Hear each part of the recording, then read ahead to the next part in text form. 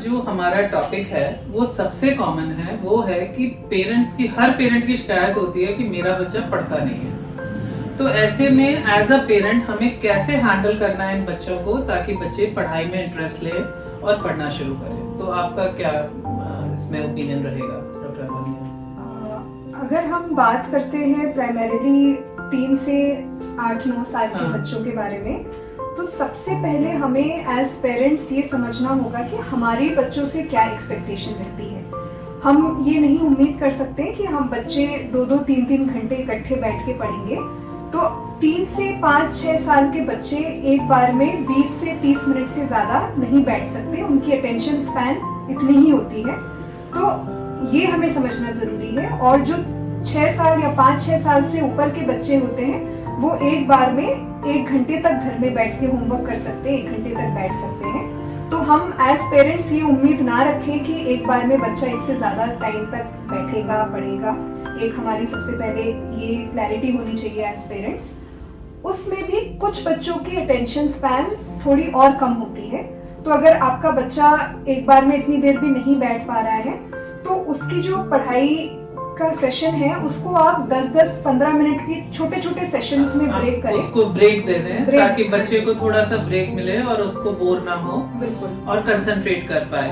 तो एक तो सबसे जरूरी जो है आपने सही कहा, क्योंकि पेरेंट्स को लगता है पता नहीं इस उम्र में कितना ही पढ़ा दें, तो आप किसी और बच्चे से कंपेयर ना करें कि उसका बच्चा 2 घंटे की ट्यूशन जाता है, ये करता है।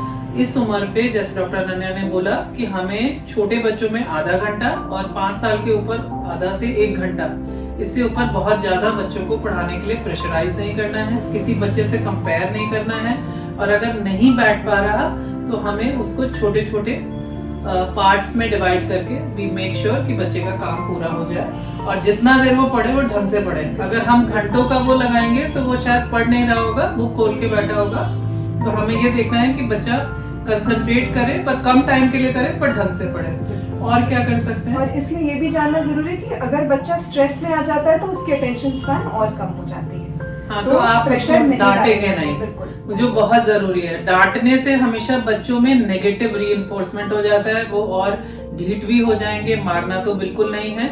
आप प्यार से काम कराएंगे, पॉजिटिव बोलेंगे, उनकी तारीफ करेंगे। अगर वो थोड़ा भी पॉजिटिव पढ़ाई कर रहा है और उसके बाद आप उससे बात करते हैं और आप उसकी थोड़ी तारीफ करते हैं, अरे वाह तुमने तो आज बहुत अच्छा करा, तो ये उसके लिए पॉजिटिव रीइंफोर्समेंट होगा और वो और करने की कोशिश करेगा।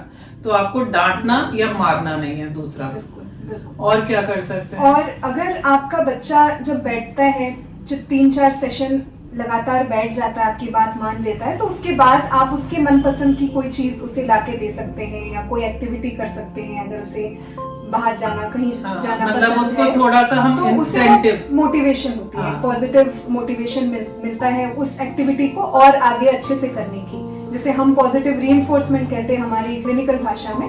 बट बेसिकली उसे प्रोत्साहन मिलता है कि इस काम को मैं और अच्छे से करूं ताकि मुझे अपने पसंद की चीज मिले।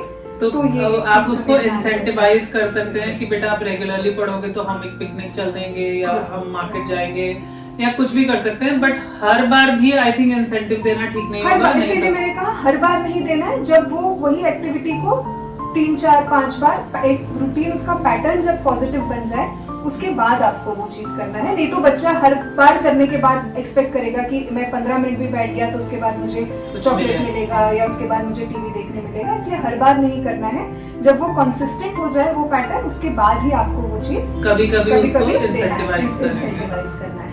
और एक जो बहुत जरूरी है कि आपको ये देखना है कि अगर आपके बच्चे का मन नहीं लग रहा है पढ़ाई में, तो बेसिकली उसको कुछ देखने में इश्यूज तो नहीं है, तो उसका आई चेकअप होना चाहिए। हर बच्चे का आई चेकअप स्कूल जाने से पहले होना चाहिए।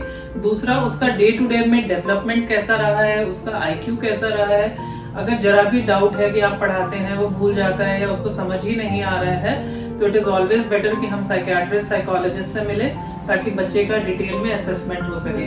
क्योंकि कई बार ये देखा जाता है कि बच्चे को नहीं समझ आ रहा था, इसलिए उसको ध्यान नहीं लग रहा था, क्योंकि उसको समझ ही नहीं पा रहा था। तो हमें आई थिंक मेन बस ये कि एज अ पेरेंट हमें बहुत ज्यादा प्रेशर नहीं क्रिएट करें, पॉजिटिव तारीफ करें, टाइम स्पैन कम रखें और हाँ, आई थिंक एक रेगुलर रूटीन का होना बहुत जरूरी है, ताकि बच्चा भी समय के साथ, देखिए हमारी सारी चीजें, हम हैबिट जब हमारी बन जाती है तो हम उस हैबिट में ढल जाते हैं, तो बच्चे को भी धीरे धीरे आदत पड़ जाती है कि ये मेरा पढ़ने का वक्त है।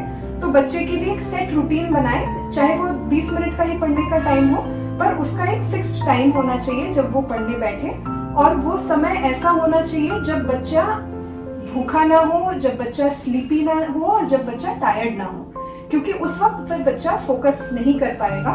तो बच्चा जब फ्रेश होता है, वो एक ऐसा समय होना चाहिए जब आप उसे पढ़ने बिठा सकते हैं। और इसके साथ साथ कभी कभी बच्चा डिस्ट्रैक्टेड होता है, पर हमें ये समझ नहीं आता कि हम खुद ही उसके डिस्ट्रैक्शन का कारण होते हैं। जिस जगह पे बैठ के बच्चा पढ़ाई कर रहा होता है, आपको देखना है कि वहाँ कोई लाउड म्यूजिक नहीं बज रहा हो, आसपास टीवी नहीं चल रहा हो, आप खुद मोबाइल फोन में ना लगे हो जब बच्चा पढ़ रहा हो, बच्चे के साथ आप खुद बैठे, बच्चा अगर रीड कर रहा है उसके साथ आप रीड करें, एंगेज हो बच्चे के साथ। इससे भी बच्चे की अटेंशन स्पैन बढ़ती है और बच्चा इंटरेस्ट लेता है। आप उसके साथ बच्चे की पढ़ाई को थोड़ा मजेदार बनाने की कोशिश करें, प्ले वे में पढ़ाए बच्चे को, आप स्केच पेन्स ला के दें। अगर बच्चे की रीडिंग की क्लासेस शुरू हुई हैं तो उसके जो वर्ड्स हैं उसको मोटे मोटे अक्षरों में कलरफुल पेन से लिख के, आप बड़े बड़े अक्षरों में लिख के, कॉपीज में लिख के उसे पढ़ाएं। तो अलग अलग तरीके से बच्चे की पढ़ाई को थोड़ा अट्रैक्टिव बनाने की कोशिश करें, ताकि बच्चा उससे और इंटरेस्टेड हो, उसमें एंगेज हो। तो ये और तरीके हैं जो हम अपना सकते हैं, और जिससे कि बच्चा पढ़ाई में मन लगाए। तो जो इम्पोर्टेंट पॉइंट डॉक्टर अनन्या आपने बताया, पहला चीज है कि एज अ पेरेंट हमें एक्सपेक्टेशन बहुत ज्यादा नहीं रखना। बच्चों का जो अटेंशन स्पैन है इस एज पे आधा से 1 घंटा होता है। छोटे बच्चों का हम बात करें, 7-8 साल तक के बच्चों का, तो बहुत लंबा हम पढ़ाने ना बिठाएं। उनके आसपास कोई टीवी म्यूजिक ना चल रहा हो, बच्चा उसमें भूखा ना हो, थका हुआ ना हो। एंड एज अ पेरेंट हम उनको पॉजिटिव मोटिवेट करें, जब वो अच्छे से पढ़ाई करें हम उनकी तारीफ करें। कभी कभी उनको इंसेंटिव भी दे सकते हैं, पर तारीफ बहुत अच्छा काम करेगी। उनको डांटे फटकारे नहीं, मारे नहीं। और रिजल्ट आने पे मुझे लगता है कि जो कई बार पेरेंट दुखी हो जाते हैं, नाराज होते हैं, वो भी ना करें। बच्चे की मेहनत पे हमें फोकस करना है, और रिजल्ट तो I think it will follow. तो बहुत ज्यादा आप रिजल्ट से डिस्करेज या बहुत उस पर मत फोकस करिए। उनको रेगुलर एक पढ़ाई की आदत डालें और एक रूटीन बनाएं। तो आई थिंक ये काफी चीजें हैं। और बेसलाइन में जैसे हमने डिस्कस किया कि बच्चे का आई चेकअप जरूर करा लें, और एक डे टू डे में अगर आपको लगता है कि उसका माइलस्टोन्स ठीक चले थे, वो इंटेलिजेंस उसका ठीक है, तो ये भी, इस पे भी हमें नजर रखनी है कि बच्चे को एक्चुअली समझ आ रहा है कि नहीं। तो इन सब चीजों का अगर हम ध्यान रखेंगे तो आई एम श्योर आपके बच्चे को आदत पड़ेगी और धीरे धीरे वो पढ़ना शुरू करेगा। बट इसको एक बहुत बड़ा हवा ना बनाए और बहुत बच्चे को पीछे ना पड़े, प्यार से हैंडल करें। तो आई थिंक आप लोगों को इससे कुछ टिप्स मिलेंगी, और फिर भी आपके कुछ भी डाउट्स हैं तो फील फ्री टू शेयर, और आप हमारे कमेंट बॉक्स में डालिए, ताकि हम लोग आगे भी चीजों को आपको समझा सकें।